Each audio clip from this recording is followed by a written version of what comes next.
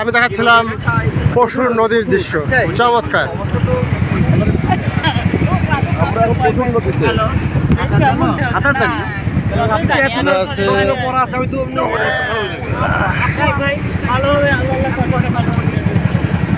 মংলা ফেরিঘাটে চমৎকার একটা দৃশ্য, এক্সেলেন্ট। এটা ঠিক আছে, তারপর তো দরকার আছে।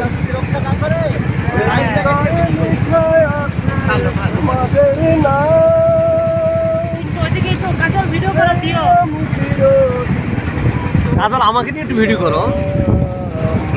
আমার বন্ধু ফারুক। থ্যাংক ইউ কাজল। চমৎকার দৃশ্য, এক্সেলেন্ট। আমরা যাচ্ছি এখন সুন্দরবন।